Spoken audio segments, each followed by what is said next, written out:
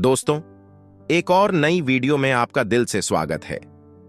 जीवन में खुशियां पाना हर किसी की चाह होती है, लेकिन इन खुशियों को पाने का असली रास्ता मन के नियंत्रण में छिपा होता है।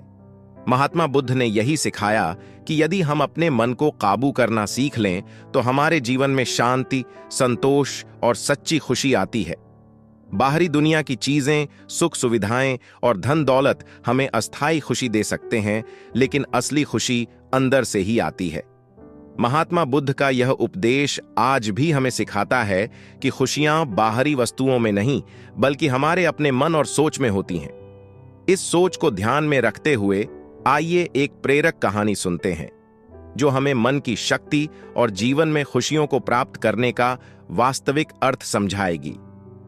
बहुत समय पहले की बात है। एक छोटे से गांव में धीर नाम का एक आदमी रहता था। धीर साधारण जीवन जीता था, लेकिन वह हमेशा परेशान और चिंतित रहता था। उसे लगता था कि खुशियां केवल धनी लोगों के पास होती हैं। वह सोचता, अगर मेरे पास भी ढेर सारा पैसा होता, एक बड़ा मकान होता और हर सुविधा होती, तो मैं कितना खुश होता। एक दिन धीर ने सुना कि पास के जंगल में एक बुद्धिमान संत रहते हैं, जो लोगों को खुशियों का असली रास्ता दिखाते हैं। धीर ने ठान लिया कि वह संत से मिलने जाएगा और उनसे खुशियां पाने का मार्ग पूछेगा। धीर संत के पास पहुंचा और उनसे कहा, मुझे बताइए, मैं कैसे खुश हो सकता हूं? मैंने जीवन में बहुत कुछ हासिल करने की कोशिश की, लेकिन कभी खुश नहीं हो पाया। क्या मुझे और ज्यादा पैसा कमाना चाहिए या और बड़ी चीजें हासिल करनी चाहिए? संत मुस्कुराए और बोले, धीर, अगर तुम सचमुच खुश रहना चाहते हो तो पहले अपने मन को काबू करना सीखो। धीर को संत की बात समझ में नहीं आई। वह बोला, मन को काबू करना, इसका क्या मतलब है? संत ने उसे एक छोटा सा काम करने को कहा। इस जंगल में एक शेर है, उन्होंने कहा। अगर तुम उस शेर को मेरे पास ला सकते हो तो मैं तुम्हें खुशियों का राज बताऊंगा। धीर को शेर का नाम सुनकर डर तो लगा, लेकिन उसने सोचा कि यह उसके जीवन की सबसे बड़ी चुनौती है और अगर वह इसे पूरा कर लेगा तो उसे सच्ची खुशी मिल जाएगी। उसने साहस बटोरा और शेर को ढूंढने निकल पड़ा।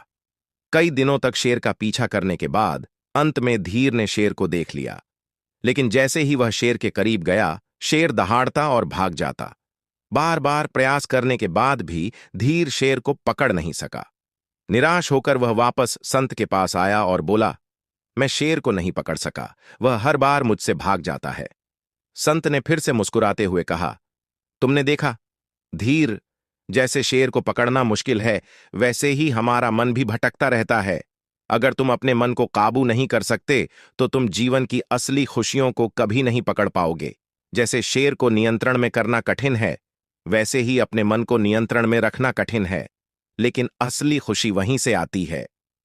संत की बात धीर को समझ में आ गई। वह जान गया कि खुशियों का असली राज बाहरी दुनिया में नहीं, बल्कि अपने भीतर के मन की शांति और संतुलन में है।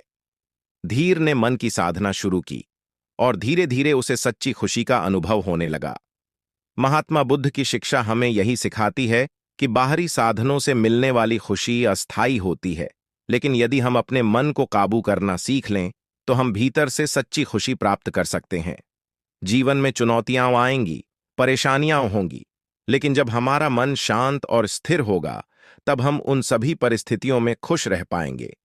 ध्यान रखिए, खुशियां बाहर से नहीं, बल्कि आपके मन के नियंत्रण में छिपी होती हैं।